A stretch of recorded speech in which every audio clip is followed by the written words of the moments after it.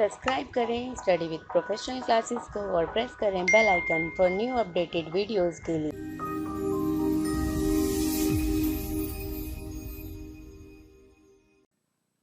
Hello everyone, welcome to my channel study with professional classes. So friends, हम यहाँ पर commerce, UGC net, JRF की हर unit को cover कर रहे हैं, प्लस प्रीवियस ईयर के क्वेश्चन पेपर को भी सॉल्व कर रहे हैं। सो आप हमारे चैनल को अभी सब्सक्राइब करें।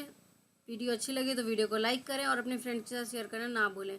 आप हमें फेसबुक पेज, टेलीग्राम ग्रुप और इंस्टाग्राम पर भी ज्वाइन कर सकते हैं, जिसका लिंक मैं डिस्क्रिप्शन में दे दूँगी।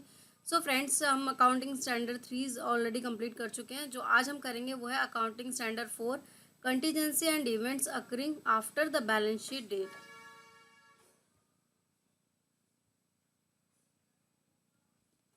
So accounting standard 4, contingency and event occurring after the balance sheet, जिसमें all contingency और events and occurring after the balance sheet, हम इन दोनों को सेपरेट पहले समझेंगे कि contingency होता क्या है, उसके बाद हम समझेंगे कि events occurring after the balance sheet होता क्या है। ठीक है, तो सबसे पहले हम समझते हैं contingency क्या होता है। इसको हम एक एग्जाम्पल के थ्रू समझते हैं कि कंटीजेंसी का मीनिंग क्या होता है। तो देखो फ्रेंड्स, क्या होता है कि अगर कोई स्टूडेंट या कोई पर्सन जो है वो सपोज लैपटॉप परचेज करना चाहता है, तो वो जब वो लैपटॉप परचेज करना चाहता है तो वो ऐसा तो नहीं होता ना डायरेक्ट लैपटॉप जाके दुकान पे गए और ख़रीद लिया। उससे पहले क्या होता है कि वो सोचता है लैपटॉप के बारे में, 2-3 जगह पता करता है कि उसका प्राइस क्या है, कौन सी ब्रांड का लेना है। तो एक ट्रांजैक्शन होने से पहले, यानी कि लैपटॉप परचेज करने से पहले उसने काफ़ी सारी चीज़ें करी। वो कैसे हालात हुए कि उसके बाद वो ट्रांजैक्शन हुई, तो उसी को हम क्या कहते हैं, कंटीजेंसी कहते हैं। कि एक ट्रांजैक्शन के होने से पहले जो बहुत सारी सिचुएशंस होती हैं, वो सिचुएशन क्या कहलाती है, वो कंटीजेंसी कहलाती हैं। एक और एग्जांपल हम यहाँ पर लेते हैं। सपोज ये जो है मिस्टर ए हैं, मिस्टर ए अपनी कार का इंश्योरेंस कराना चाहते हैं। मिस्टर ए अपनी कार का इंश्योरेंस कराना चाहते हैं। उनकी एक कार है, उसका वो इंश्योरेंस कराना चाहते हैं। तो जब वो कार का इंश्योरेंस कराना चाहते हैं तो वो इंश्योरेंस कंपनी से बात करेंगे। ठीक है, कई इंश्योरेंस कंपनी से बात करेंगे, फिर देखेंगे कि जो है किस अमाउंट पे उसे इंश्योरेंस मिल रहा है, कितना कवर मिल रहा है। तो ऐसे क्या करते हैं, जब वो इंश्योरेंस लेते हैं, जब वो इंश्योरेंस लेते हैं तो उससे पहले वो उस कंपनी से डील करते हैं जिससे इंश्योरेंस लेना है, उससे बातचीत करते हैं। तो जब वो इंश्योरेंस ले रहे हैं, यानी कि जो ट्रांजैक्शन हो रही है उससे पहले काफ़ी सारी सिचुएशंस अराइज हो रही हैं। उस सिचुएशंस को हम क्या बोलते हैं, उस सिचुएशन को हम बोलते हैं कंटीजेंसी। ठीक है, एक और एग्जांपल हम यहाँ पर देखते हैं। तो देखो यहाँ पर जो ये पर्सन है राहुल, और ये है अमर। अमर एक बिजनेसमैन है। ठीक है, वो जो है शर्ट बेचने का काम करता है, शर्ट सेल करता है। ठीक है, राहुल ने उससे शर्ट खरीदी, यानी कि ये क्या कर रहा है, इसने शर्ट बेची इससे और उधार पे इसने राहुल ने खरीद ली। ठीक है, इसने जो 1 लाख रुपए की क्या करी, इसने यहाँ पर जो 1 लाख रुपए की शर्ट्स को क्या कर दिया, बेच दिया। अमर ने राहुल को 1 लाख रुपए की शर्ट उधार में बेच दी। अमर को अब ये लगा कि भाई राहुल जो है वो बहुत अच्छा इंसान है, वो बाद में इसे पैसे दे देगा 1 लाख रुपए। ठीक है, अब 1 लाख के अमर के पास डाटा है कि उसे वो पैसा मिल जाएगा। ठीक है, अब ये जो बैलेंस शीट है ये एक अप्रैल से स्टार्ट हुआ, 2019 से हमारे जो फाइनेंशियल स्टार्ट होता है, और 31 मार्च 2020 पे कंप्लीट होता है। तो 1 जनवरी 2020 को ये क्या बना, राहुल डेटर बना।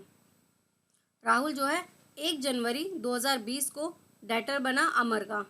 अब अमर को जो है वो राहुल पे डाउट होने लगा 1 फरवरी 2020 को।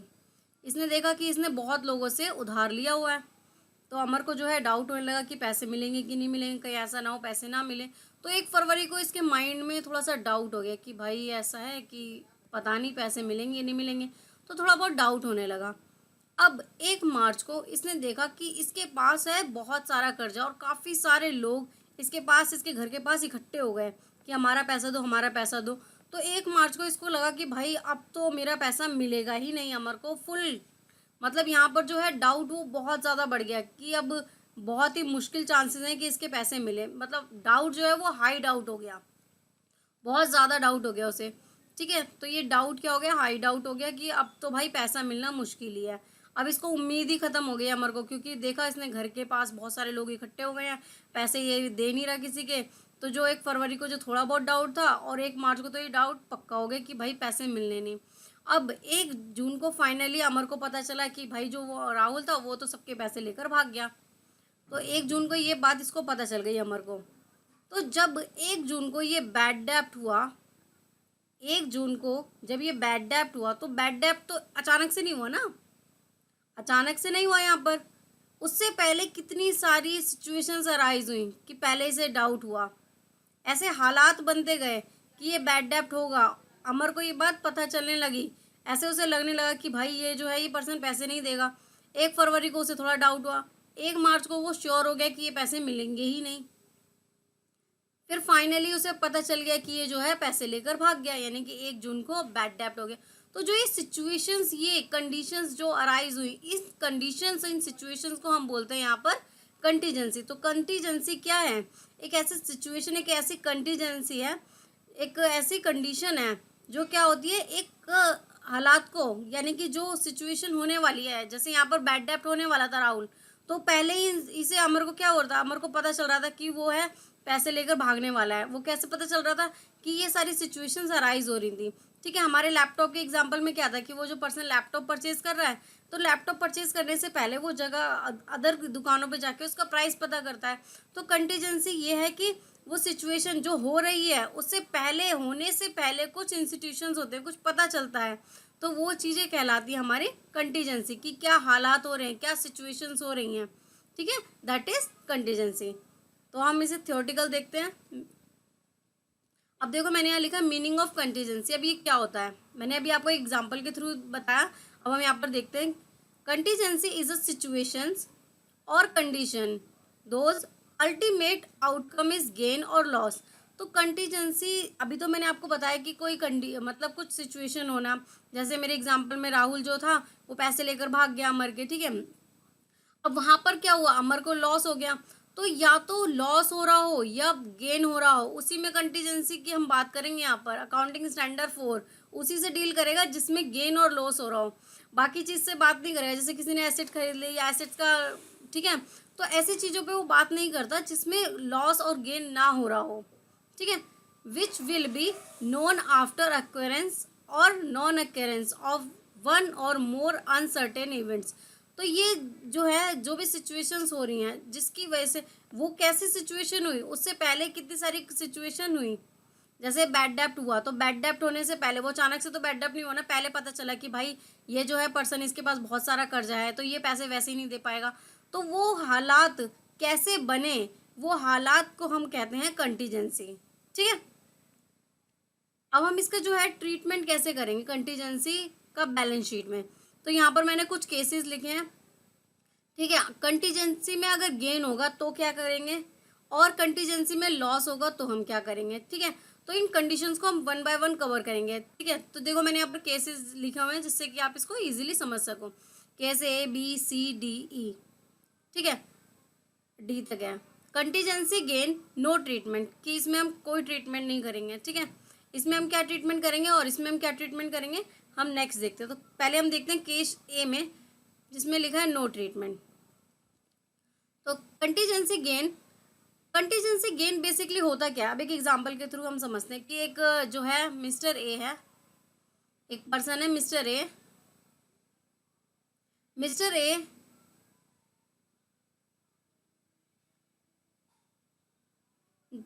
को आज 1 फरवरी 2020 को 1 फरवरी 2020 को ऐसा लगा कि अगर वो एक एसेट्स को सेल कर देंगे तो उन्हें फ्यूचर में बहुत गेन होगा, बहुत प्रॉफिट होगा। तो जो फ्यूचर में गेन होने वाला है, यानी कि उसे अगर वो बेचेंगे तो ऐसे उनको प्रॉफिट होगा, यही सोच रहे हैं अभी मिस्टर ए। ऐसी सिचुएशन, अभी सेल नहीं करी है। ठीक है, सेल उन्होंने करी है 1 मई को, 1 मई को। ठीक है, जबकि बैलेंस शीट हमारी क्लोज होती है 1 मार्च को, 1 मार्च को हमारी बैलेंस शीट क्लोज हो जाती है। तो इस बीच इन्होंने कोई सेल नहीं करी, बस इन्होंने ये सोचा कि हम इसे अगर बेच देंगे तो हमें प्रॉफिट होगा। ठीक है, ऐसे इन्होंने मार्केट में देखा कि हाँ भाई ये एसेट्स बिक कर मुझे प्रॉफिट हो जाएगा। तो ये एक कंटीजेंसी जो है, अब प्रॉफिट तो बाद में होगा, प्रॉफिट कब होगा, जब सेल होगी तभी तो प्रॉफिट होगा। तो अभी तो जब सेल ही नहीं हुई, तो प्रॉफिट कैसा? तो इसका हम कोई ट्रीटमेंट नहीं करते। जब सेल होगी यानी कि 1 मई को सेल होगी तब हम उसका ट्रीटमेंट कर देंगे, तब उसकी एंट्री कर देंगे, उसकी जो भी ट्रांजेक्शन है उसको रिकॉर्ड कर देंगे। तो यही कहता है हमारा contingency gain which are still uncertain, वो सर्टेन नहीं है, and its occurrence depends on future, उसकी अक्यूरेंस किस पे डिपेंड है? फ्यूचर पर। फ्यूचर में सेल होगी तो प्रॉफिट होगा, अभी तो नहीं हुई ना।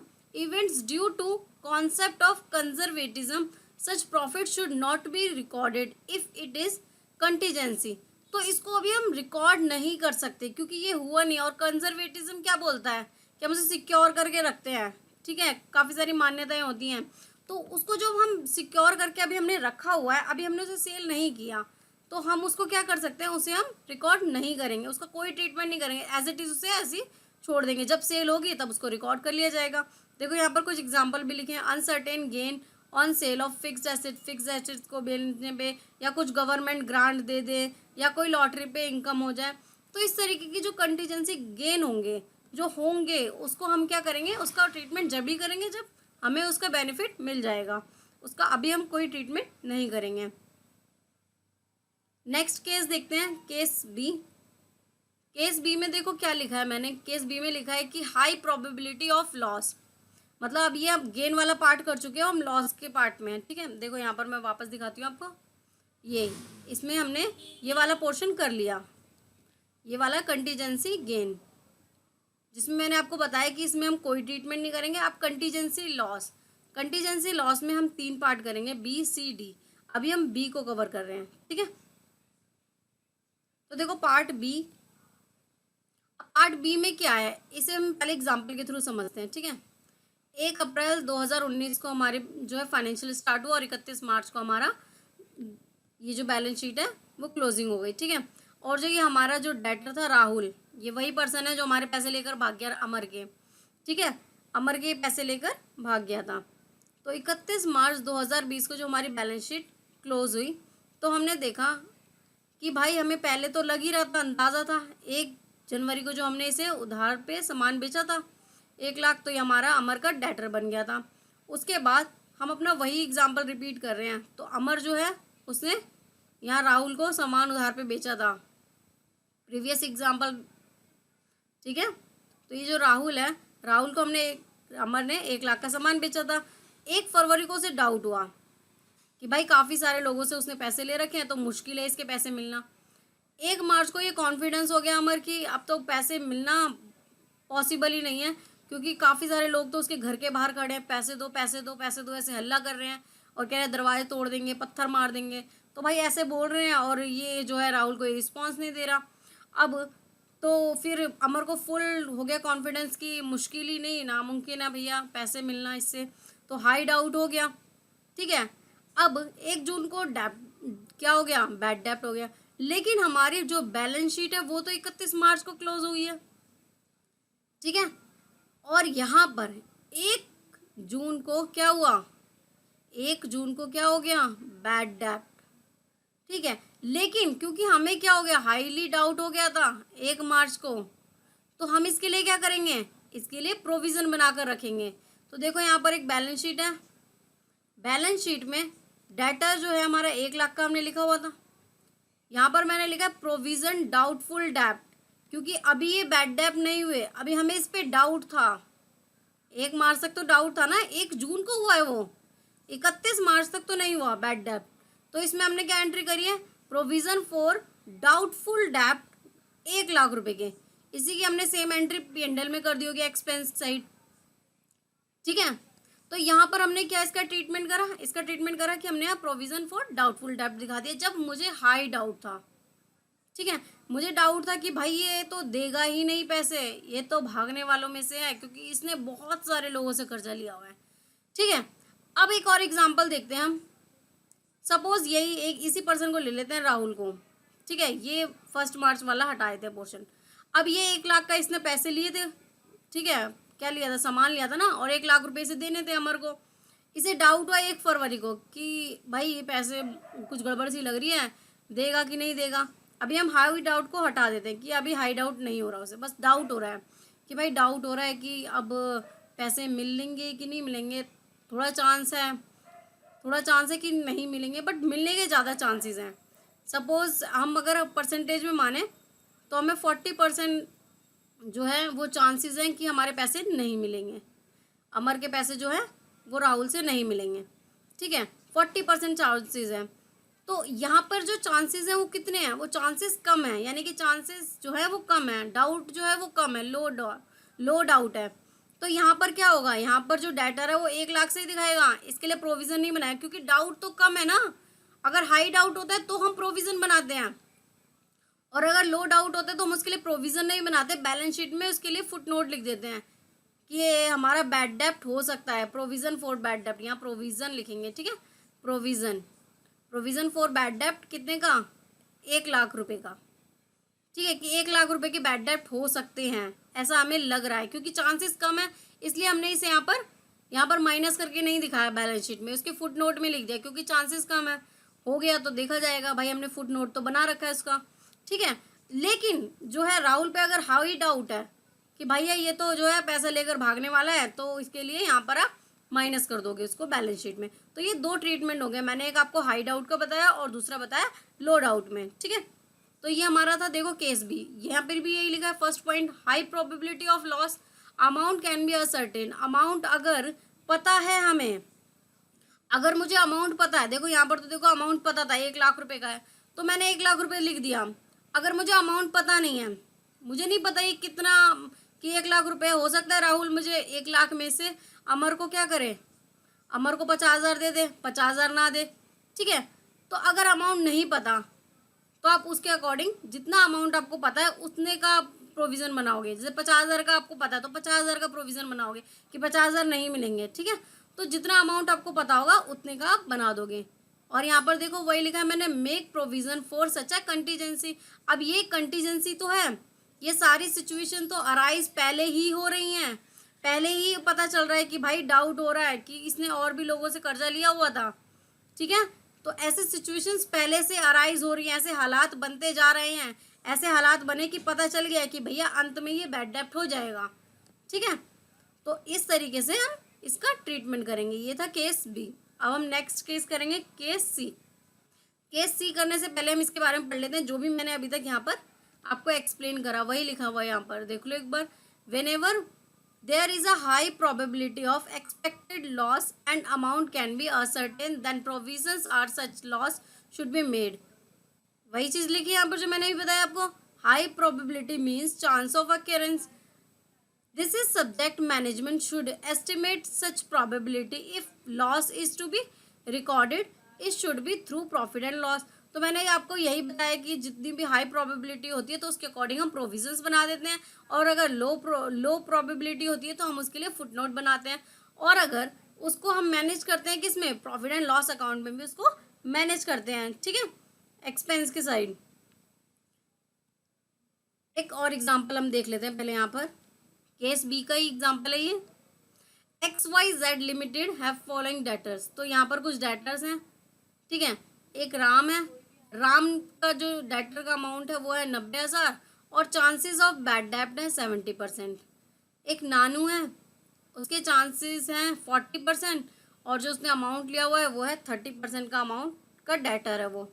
रामू, मोनू 80,000, 20,000 और 100% और 45%।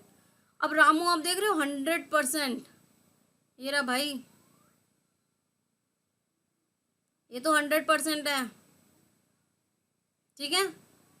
अब इसका कैसे सॉल्यूशन होगा, show treatment as per accounting standard 4, accounting standard 4 के अकॉर्डिंग आपको इसका सॉल्यूशन करना है। तो देखो मैंने यहाँ सॉल्यूशन भी दिया हुआ है, मेक प्रोविजन फॉर डाउटफुल डेप्ट, जो डाउटफुल डेप्ट हैं उनके लिए आप प्रोविजन बनाओगे, ये बताया था ना मैंने। तो देखो यहाँ पर किस पे हमें डाउट है, एक तो ये 100% रामू, सबसे पहले इसका अमाउंट लिख लो, यहाँ पे लिख दिया मैंने 80,000 रुपये। उसके बाद दूसरा देखो राम 90,000, क्योंकि इसके चांसेस ऑफ डेप्ट बैड डेप्ट कितने हैं 70%, इसलिए मैंने इसका भी अमाउंट लिख लिया 90,000। अब स्टूडेंट पूछेंगे कि आपने नानू और मोनू का क्यों नहीं लिखा, क्योंकि भाई इनके चांसेस बैड डेप्ट के कम हैं, 50% से कम है, तो 50% से अगर कम हो तो आप उनको बैड डेप्ट में उसके लिए प्रोविज़न बनाने की ज़रूरत नहीं है, आप उसको फुट नोट में लिख सकते हैं, ठीक है। तो देखो यहाँ पर मैंने जो है इनका टोटल किया, 1,70,000 आया, यहाँ पर 1,70,000 प्रॉफिट एंड लॉस में और प्रोविज़न फॉर बैड डेब्ट में डाल दिया, डाउटफुल डेब्ट में, ठीक है, क्योंकि अभी बैड डेब्ट नहीं हुआ इसलिए प्रोविज़न फॉर डाउटफुल डेब्ट भी लिख सकते हैं हम, ठीक है।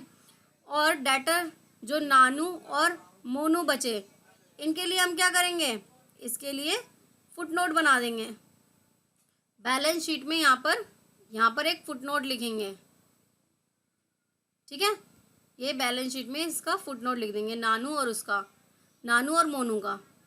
तो इनका ये जो नानू का अमाउंट है 30,000 रुपये और जो मोनू का अमाउंट है वो है 20,000, यानी कि 50,000 रुपये हमारे फुट नोट में आ जाएंगे, ठीक है। तो ये क्वेश्चन ऐसे सॉल्व होगा 50,000, ठीक है। नेक्स्ट हम यहाँ पर देखते हैं, अब हमारा केस सी। अब case C, remote probability of loss. अब रिमोट जो मैंने वर्ड लिखा है रिमोट का, यहाँ पर बेसिकली एक एग्जांपल के थ्रू हम पहले समझते हैं कि है क्या ये। तो देखो जैसे क्या होता है कि हमें अगर एक शॉप पर एक पर्सन किसी को सामान बेच रहा है तो उस पर भरोसा होता है, इस पर ट्रस्ट होता है कि भाई ये पैसे दे देगा, ठीक है। तो ऐसे ही एक पर्सन जिस पे बहुत ज़्यादा ट्रस्ट होता है कि भाई ये पैसे तो लेकर भागेगा ही नहीं, बहुत ही कम चांस ही नहीं है कि ये पैसे लेकर भाग जाए। तो ऐसे किसी को सामान बेचा दुकानदार ने और उस पर जब चांस ही नहीं है कि भाई वो पैसे लेकर भागेगा, तो उसके लिए क्या प्रोविज़न करना, क्या ट्रीटमेंट करना। जब चांसेस ही नहीं है, आपको पता है कि भाई ये हमेशा जब भी उधार लेता है तो उधार के पैसे दे देता है, वो बहुत ईमानदार पर्सन है, चांसेस ही नहीं। हाँ, अगर उसने कभी गलती से ऐसे कर दिया या पैसे लेकर भाग गया तो तब का तब देखेंगे, अभी तो हमें पता है ना कि वो ईमानदार है, वो चांसेस ही नहीं है भागने के, ठीक है। एक और एग्जाम्पल के थ्रू यहाँ पर समझते हैं। यहाँ पर एक मिस्टर ए है, मिस्टर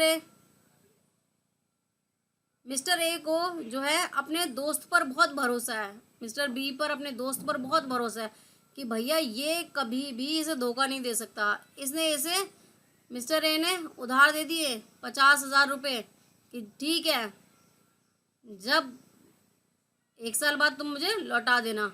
अब मिस्टर ए के मिस्टर बी दोस्त भी हैं और उन्हें उन पर फुल कॉन्फिडेंस है कि भैया बिल्कुल भी चांसेस ही नहीं है। हाँ, अगर तुम बोल रहे हो तो 1% चांस लेकर चल लेते हैं कि 1% ये मुझे पैसे ना दे। तो 1% चांसेस तुम बोल रहे हो तो मान लिया, नहीं तो मुझे 0% है ही नहीं चांस, मेरा दोस्त है। मिस्टर ए ऐसा बोलते हैं कि ये तो मेरा दोस्त है, ये पैसे लेकर भागेगा नहीं। तो जब ये केस में ये भागेगा ही नहीं, पैसे का लॉस होगा ही नहीं, तो इसके लिए कोई ट्रीटमेंट नहीं होगा। और ये चांसेस बहुत रेयर होते हैं, रेयर है क्योंकि भाई उस पर विश्वास है, वो व्यक्ति भागेगा ही नहीं। उसने पहले भी बहुत बार उधार लिया था और हर बार चुका दिया। जब हर बार चुका दिया तो इस बार तो चांसेस ही नहीं है कि वो लेकर भाग जाए, तो ये रेयर चांस है, ये रिमोट केस है। ये क्या है, वेरी वेरी लो चांसेस, बहुत ही कम चांसेस हैं इसके कि ये पैसे लेकर भाग जाएं। हमारे पैसे लेके नहीं भागेगा, इसने जो गुडविल बनाई हुई है मार्केट में वो रखेगा। और अगर लेकिन भाग गया तो उसका ट्रीटमेंट तब देखा जाएगा, फिलहाल कोई ट्रीटमेंट नहीं है, ठीक है। Whenever the is remote possibility of loss then such losses are not to be shown in balance sheet. तो उसको हम बैलेंस शीट में नहीं दिखाते क्योंकि वो लॉस तो पता नहीं ना अभी होगा कि नहीं, क्योंकि हमें तो उस पर विश्वास है, वो हर बार पैसे दे देता है। जब रेयर केस है तब की तब देखा जाएगा भाई, जब लेकर भाग जाएगा। फिलहाल तो ऐसे कोई चांसेस नहीं है। और outside balance sheet remote means very less, मतलब बहुत ही कम चांसेस होते हैं, वेरी लेस चांसेस, ठीक है। Generally remotes are possibility will be so only, मतलब उसकी पॉसिबिलिटी होती ही नहीं है, पॉसिबिलिटी होती नहीं कि वो पैसे ना दे, बहुत ही कम पॉसिबिलिटी होती है कि ऐसा कोई एक रेयर केस आ गया कि भाई वो लेकर भाग गया, तो रेयर केस को देखा जाता है, ठीक है। फिलहाल ऐसी पॉसिबिलिटी नहीं होती, जो ट्रस्टेबल पर्सन होते हैं वो ऐसे नहीं करते, ठीक है। नेक्स्ट हम यहाँ पर देखते हैं, देखो एक एग्जाम्पल है, यहाँ पर आप एग्जाम्पल से अच्छे से समझ सकते हो, इसमें अब तक के सारे केस भी लगभग कवर हो जाएंगे। तो देखो यहाँ पर जो Ram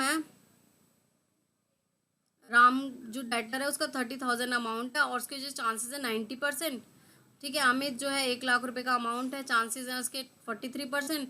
amount expected for bad डेप्ट, अब ये अमाउंट हमने एक्सपेक्ट कर लिया कि इतना अमाउंट का बैड डेप्ट होगा हमारा, ठीक है। यहाँ पर अमाउंट गिवन है 20,000 का, 90,000 का। कुलदीप जो है 80,000 रुपये का हमारा डेटर है, 85% चांसेस हैं, लेकिन इसका अमाउंट हम कैलकुलेट नहीं कर पा रहे, हम नहीं बता पा रहे इस पर कि भैया ये पूरे पैसे लेकर भी भाग सकता है, थोड़े पैसे लेकर भी भाग सकता है, या कुछ पैसे भी दे सकता है, इसके बारे में हम कुछ नहीं कह सकते, ठीक है।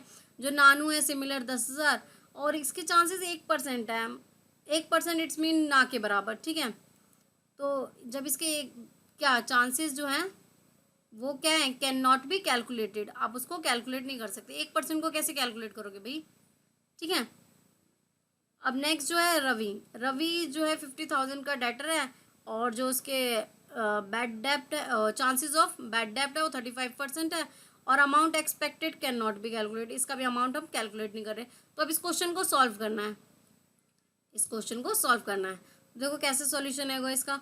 तो राम है, पहले हम निकालते हैं हाई प्रोबेबिलिटी, किसकी है, राम की।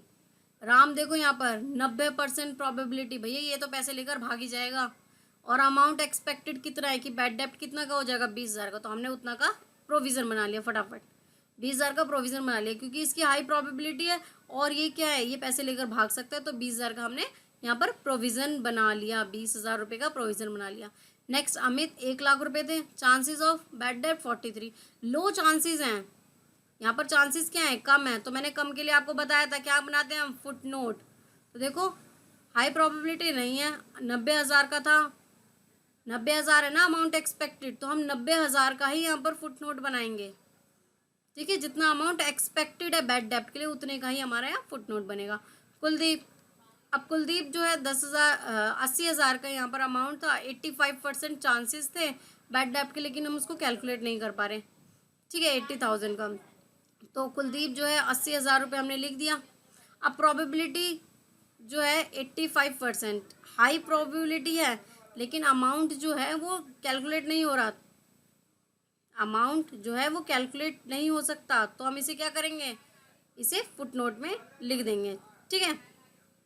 नेक्स्ट नानू जो है 10,000 का 1% चांसेस है, तो ये तो हमारा रिमोट केस है, रेयर केस है, तो इसे हम क्या करेंगे, इसका हम कोई ट्रीटमेंट नहीं करेंगे 10,000 का, जब ये होगा बैड डेप्ट तब की तब देखा जाएगा, ठीक है। रवि 50,000 रुपये अमाउंट है, 35% बैड डेप्ट के चांसेस हैं, और अमाउंट हम कैलकुलेट नहीं कर सकते, 35% के चांसेस हैं, यानी कि लो चांसेस हैं, ठीक है। तो हम इसे फुटनोट में लिख देंगे। तो अब हम कैलकुलेट करेंगे तो प्रोविज़न बनेगा 20,000 का, और फुटनोट बनेगा हमारा 2,20,000 का। तो कुछ ऐसे क्वेश्चन ये सॉल्व होगा, ठीक है। इसमें हमने सारे केसेस को कवर कर लिया।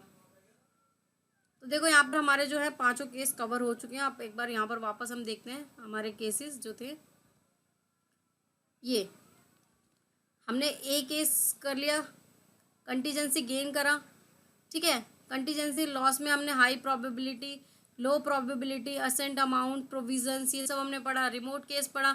अदर केसेस जो है वो सारे फुटनोट में गए, जो भी कंटीजेंसी थी, ठीक है। जो भी लो प्रोबेबिलिटी थी वो सारी कंटीजेंसी में गई। इससे रिलेटेड मैंने एग्जांपल भी लास्ट में आपको बता दिया। अब हमने कंटीजेंसी तो सारा कर लिया, अब हमारे आता है events, events occurring after the balance sheet date. अब देखो इवेंट्स बेसिकली होता है क्या है, कंटीजेंसी तो आपको समझ आ गया होगा, ठीक है। अब देखो इसको एक हम एग्जांपल के थ्रू पहले समझते हैं कि इवेंट्स है क्या बेसिकली, ठीक है। 1/4/2019 को ये बैलेंस शीट, ये जो हमारा फाइनेंशियल ईयर है स्टार्ट हुआ, 31 मार्च को जो होती है हमारी बैलेंस शीट क्लोज हो जाती है, ठीक है। यही होता है हमारा फाइनेंशियल ईयर। तो अब देखो यहाँ पर ये जो राहुल है, ये राहुल हमारा वही, हाँ जी। पर चलो अब हम मान लेते कि भाई ये तो बैड डेप्ट हो रहा था बहुत देर से, बहुत गरीब गरीब था, कह रहा था पैसे नहीं है, लेकिन अब मैंने जो है इसकी बैलेंस शीट बना दी, मैंने बना दी इसकी बैलेंस शीट। ये इसकी बैलेंस शीट है, देखो भाई इसके पास जो कैश है 50 करोड़ का पड़ा है, और बोल रहा है मेरा पैसे नहीं है। गोल्ड 100 करोड़ का, एसेट्स 50 करोड़ की, 200 करोड़ का पैसा है इसके पास, और लोगों के पैसे नहीं दे रहा, भाग रहा है पैसे लेकर। भाई इनकम टैक्स को फ़ोन करो, फ़ोन करो फटाफट, और इसको बुलाओ और इसको जेल में डलवाओ। क्या ये इनकम टैक्स वाले मेरी बात मान लेंगे, क्योंकि बैलेंस शीट तो मैंने बनाई है, मान लेंगे वो मेरी बात कि बैलेंस शीट ठीक है, राहुल की ही है। आंसर इज नहीं, नो, वो बिल्कुल नहीं मानेंगे, क्योंकि इस बैलेंस शीट पे उसके साइन नहीं हैं। क्या नहीं है उसके साइन। जिस भी बैलेंस शीट पे उस ऑनर के साइन नहीं होते तो वो बैलेंस शीट वैल्यूएबल नहीं होती। इसका मतलब साइन बहुत ज़्यादा ज़रूरी है बैलेंस शीट पे होना। अब ये राहुल की बैलेंस शीट है, ये कैसे पता चलेगा? जब राहुल इस पे साइन कर देगा, यानी कि ये बैलेंस शीट क्या है? फेक है, गलत बैलेंस शीट है। ठीक है, तो बैलेंस शीट के लिए क्या इंपॉर्टेंट है? बैलेंस शीट के लिए इंपॉर्टेंट है कि उस बैलेंस शीट पे उस ऑनर के सिग्नेचर होना। ठीक है, तो देखो यहाँ पर जो एग्जांपल था, 1 अप्रैल को हमारा जो फाइनेंशियल स्टार्ट होता है और 31 मार्च को हमारा जो है फाइनेंशियल ईयर जो है बैलेंस शीट क्लोज होती है। अब 31 मार्च को तो हमारी बैलेंस शीट क्लोज होती है, लेकिन जो उस पर अप्रूवल होता है उसमें काफ़ी टाइम लगता है। ठीक है, सपोज यहाँ पर जो है 1 मई को जो है उस पर साइन होते हैं। ऑनर जो है अकाउंट देखकर, सारे सब कुछ देखकर उसके बाद वो साइन करता है, सारी स्टेटमेंट को टैली करता है। ठीक है, अब सपोज यहाँ पर 1 मई जो हमारा एग्जाम्पल था राहुल वाला, कि जो बैड डेप्ट हो रहा था, ये 1 जनवरी को इसने पैसे दिए 1 लाख रुपए और 1 फरवरी को डाउट हुआ था। 1 फरवरी को डाउट हो रहा था कि ये बैड डेप्ट हो सकता है। 1 मार्च को वो जो डाउट है वो बहुत हाई डाउट हो गया और 1 जून को यहाँ पर 1 जून को क्या हो गया? वो 1 जून नहीं, 1 अप्रैल ले लेते हैं, 1 मई को साइन हो रहे हैं ना यहाँ पर, 1 अप्रैल को जो है वो बैड डेप्ट हो गया। अब हमारी बैलेंस शीट तो क्लोज हो गई 31 मार्च को, 1 मई को साइन हो रहा है, 1 अप्रैल को जो है बैड डेप्ट हो गया। यानी कि 31 मार्च से लेकर 1 मई तक जो भी एक्टिविटीज़ हुई, जो भी घटनाएं घटी, जो भी इवेंट्स हुए, उन इवेंट्स का ट्रीटमेंट, यानी कि बैलेंस शीट डेट से लेकर बैलेंस शीट आफ्टर, यानी कि जब तक उस पर साइन नहीं हुए तब तक के बीच जो भी सिचुएशंस अराइज हुई, वो सारी सिचुएशंस को देखना। अब यहाँ पर देखो, अभी साइन नहीं हुए हैं तो इसका क्या होगा? इसका ट्रीटमेंट होगा। भाई तुमने प्रोविजन बना रखा था ना, provision for doubtful dept, provision for doubtful डेप्ट, तो अब उसे क्या कर दोगे? उसे कर दोगे प्रोविजन फॉर बैड डेप्ट। अब तो वो क्या हो गया? बैड डेप्ट में कन्वर्ट हो गया ना, तो उसका ट्रीटमेंट किया जाएगा। उसके बाद यहाँ पर एंड में साइन होंगे। तो ये जो सारा जो है बैलेंस शीट के बाद का प्रोसेस होता है, इवेंट्स होते हैं, ये after the balance sheet date, balance sheet date के बाद जब साइन करने होते हैं, उस बीच में जो इवेंट्स होते हैं उन्हें हम यहाँ पर events occurring after the balance sheet कहते हैं। ठीक है, देखो यहाँ पर ये लिखा events occurring balance sheet date, gain और लॉसेस। अब ये भी किस चीज़ में डील करता है? ये भी भैया उसी चीज़ में डील करता है, गेन और लॉसेस, यानी क्या गेन हुए और क्या लॉसेस हुए उसी में डील करेगा, बाकी चीज़ों में नहीं। आप बोल दो कि यहाँ पर भाई एसेट्स खरीदी है तो अगले साल आप एंट्री करो जब बैलेंस शीट स्टार्ट होगी नया फाइनेंशियल ईयर, आप यहाँ पर लॉस या गेन की ही बात करोगे। ठीक है, जिसका बिजनेस से रिलेशन हो, जिसके लिए प्रोविजंस वगैरह बनाए हों, उनसी की यहाँ पर बात होगी। सिग्निफिकेंस का मतलब है यहाँ पर कुछ इंपॉर्टेंट फैक्ट, जो इंपॉर्टेंट फैक्ट्स हैं उन फैक्ट्स के ऊपर अकाउंटिंग स्टैंडर्ड 4 वर्क करता है, उसी से वो डील करता है। अब जो ये कंटीजेंसी थी, यहाँ पर देखो कंटीजेंसी तो पहले से हो रही थी ना कि ये होगा, ऐसे बैड डेप्ट हो सकता है, ये तो आपको चांसेस थे ना, तो ये कंटीजेंसी तो पहले से हो रही थी। अब ये कंटीजेंसी क्या हो गई है? इवेंट में कन्वर्ट हो गई भैया, घटना में कन्वर्ट हो गई। पहले सिचुएशंस थी, ऐसे हालात हो रहे थे, ऐसी कंटीजेंसी हो रही थी, लेकिन अब ये इवेंट्स हो गई है, फाइनली घटना हो गई, अब आपका लॉस हो गया। ठीक है, देखते हैं हम, इतना तो आपको समझ आ गया इस एग्जाम्पल के थ्रू इवेंट्स होता क्या है। ठीक है, अब हम इसे एक डेफिनेशन के थ्रू समझते हैं। तो देखो, events occurring after the balance sheet that means those significant events of gain and loss which occur between the balance sheet and approval. तो मैंने अभी आपको यही बताया कि देखो 31 मार्च से लेकर जब तक साइन नहीं हो रहे उस बैलेंस शीट के, उस बीच जो भी सारी सिचुएशंस होती हैं, जो भी इवेंट्स होते हैं, उसे हम यहाँ पर events occurring after the balance sheet date में कहते हैं। ठीक है, ये 2 टाइप के होते हैं, एडजस्टिंग इवेंट और नॉन एडजस्टिंग इवेंट। एडजस्टिंग में जो एंट्रीज एडजस्ट हो जाए, और नॉन एडजस्टिंग जो एंट्रीज एडजस्ट ना हो, जिन्हें डिस्क्लोज करना पड़ता है। ठीक है, नेक्स्ट हम यहाँ पर देखते हैं कि कैसे ट्रीटमेंट होगा। अब इवेंट्स है तो इनका कैसे ट्रीटमेंट होगा, तो देखो मैंने यहाँ पर 2 पार्टीशन करे, ए पार्टीशन और बी पार्टीशन। ठीक है, पहले पार्टीशन में क्या लगा, contingency for event was existing on balance sheet, यानी कि एग्जिस्ट करती है 1 मार्च से 31 मार्च के बीच में ही कंटीजेंसी पता चल गई कि भैया ये बैड डेप्ट होने वाला था, पता चल गया मुझे। 1 अप्रैल को डाउट हुआ, उसके बाद मतलब 1 अप्रैल नहीं, 1 जनवरी को डाउट हुआ, 1 फरवरी को हाई डाउट हुआ, उसके बाद जब 31 मार्च को क्लोज हुई, 1 अप्रैल को क्या हुआ, बैड डेप्ट हो गया। तो मुझे उसकी कंटीजेंसी पहले से पता थी कि भैया ये जो है बैड डेप्ट होगा, कंटीजेंसी थी उसकी, ऐसे हालात बन रहे थे उसके, तो ऐसे घटना हो गई बाद में, इवेंट्स हो गई बाद में, ठीक है। और क्या है next, contingency for events was not existing, कि मतलब मुझे नहीं पता था, एकदम से ऐसी घटना हो गई, इसके बारे में कुछ हालात नहीं बने, अचानक से ऐसा हो गया, ठीक है।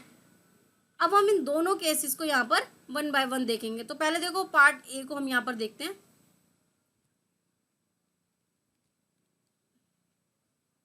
Contingency for event was existing on balance sheet date, वो एग्जिस्ट करती है, ठीक है, बैलेंस शीट डेट पर। अब इनमें से कैसे एडजस्ट करेंगे, देखो यहाँ पर लिखा adjust event in balance sheet by making provision for event. उसके लिए हम प्रोविजंस बनाएंगे, ठीक है। एग्जाम्पल के थ्रू हम यहाँ समझते हैं, ये हमारा राहुल ही है जो पैसे लेकर भागा था अमर के, ठीक है, हमारा वही एग्जाम्पल कंटिन्यू हो रहा है। तो 1 अप्रैल 2019 को हमारा फाइनेंशियल स्टार्ट होता है और 31 मार्च 2020 को हमारा फाइनेंशियल क्लोज हो रहा है। तो राहुल को जो है डेटर बनाया था अमर ने सामान बेचा था, अमर ने यहाँ पर उसको सामान बेचा था कि भैया पैसे दे दियो, ठीक है, बेच दिया था यहाँ पर 1 जनवरी 2020 को 1 लाख रुपए का सामान बेचा था। 1 फरवरी को अमर को डाउट हो गया कि भैया ये जो है काफ़ी लोगों से पैसे ले रखे हैं, मुश्किल है इसका पैसे देना, पैसे तो मिलेंगे नहीं। 1 मार्च को लोग इसके दरवाजे पे पहुंच गए, पत्थर फेंक रहे कि दे दो भाई पैसे, दे दो दे दो। 1 जून को इसने क्या करा, ये गायब, यहाँ पर 1 जून को ये गायब, भाग गया पैसा लेकर, ठीक है, बैड डेप्ट हो गया। लेकिन जब 1 जून को बैड डेप्ट हुआ तो उससे पहले ये जो हालात बने, ये जो कंटीजेंसी हुई, ये तो अमर को पता था ना कि भाई ये बैड डेप्ट होने वाला है। अब यहाँ पर 1 जुलाई को जो है हमारी बैलेंस शीट साइन हो रही है, 1 जुलाई को जो है हमारी बैलेंस शीट साइन हो रही है। अब बैलेंस शीट डायरेक्टर के पास जब साइन होने पहुंची, ऑनर के पास जब साइन होने पहुंची, उससे पहले ये घटना घट गई। देखो यहाँ पर जो 1 जुलाई को जो है जब इसने साइन किए तो क्या हुआ, उससे पहले तो यहाँ पर काफी टाइम पहले पता चल रहा था ना कि ये जो है पैसे लेकर भाग जाएगा, क्योंकि इतनी सारी कंटीजेंसी हो रही थी, ठीक है, डाउट था उसे।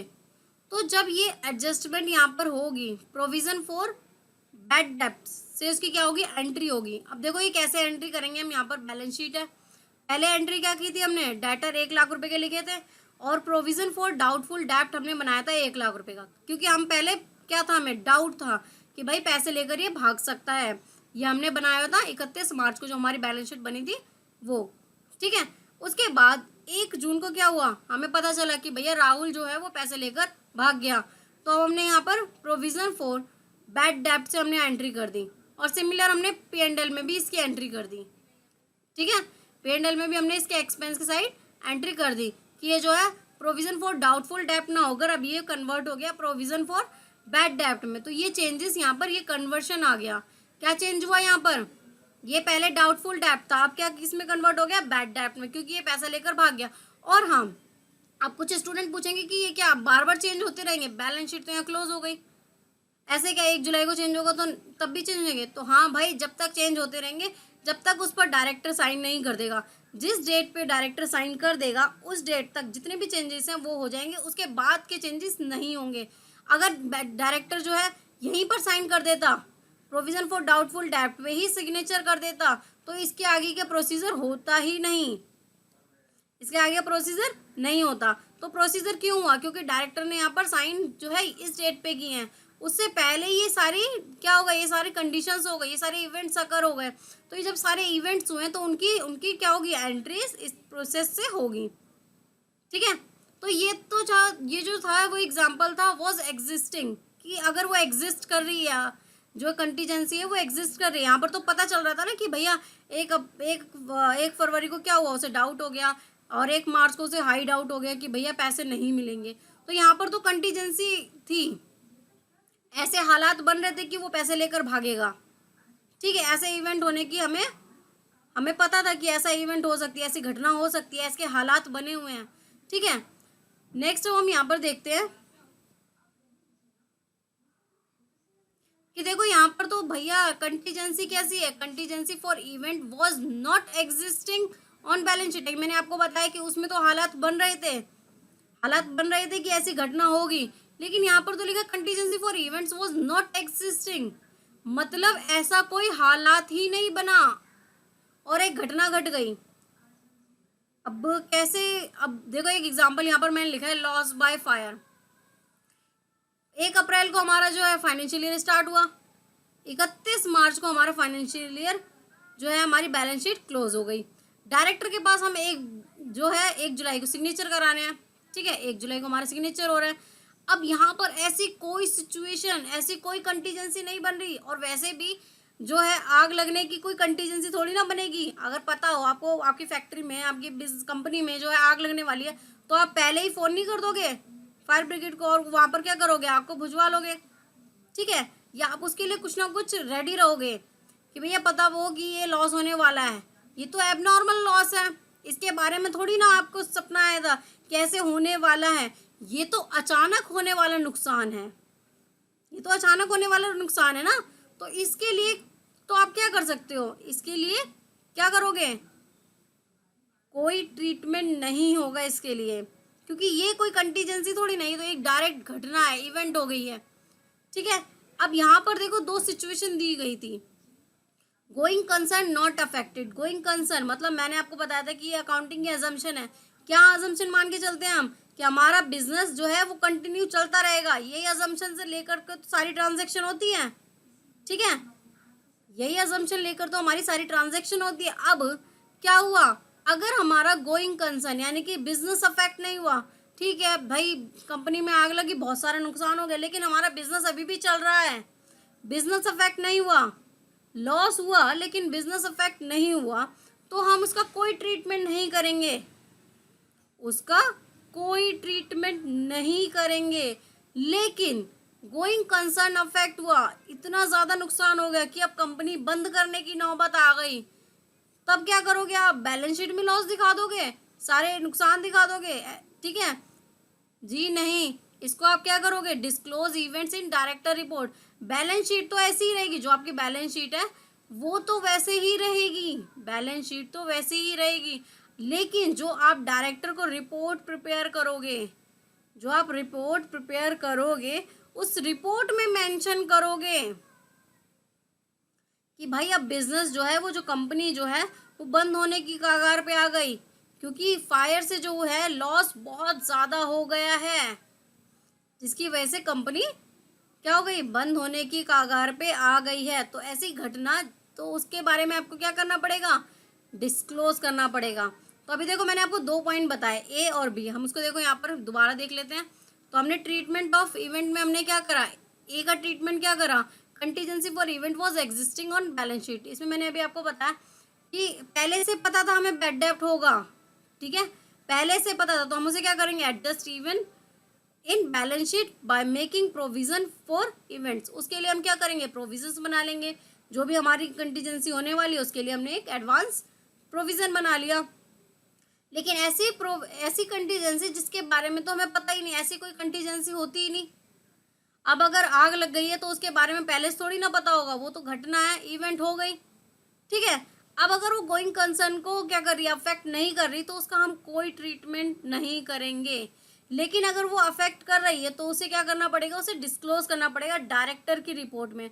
डायरेक्टर की रिपोर्ट में क्या करना पड़ेगा, उसको डिस्क्लोज करना पड़ेगा कि इस कारण से क्या हुआ, बहुत ज़्यादा लॉस हो गया कंपनी का, जिसकी वजह से कंपनी जो है अब वो बंद होने की कगार पर है, उसकी रिपोर्ट में मेंशन करना पड़ेगा। ठीक है, तो ये था हमारा ट्रीटमेंट ऑफ इवेंट्स।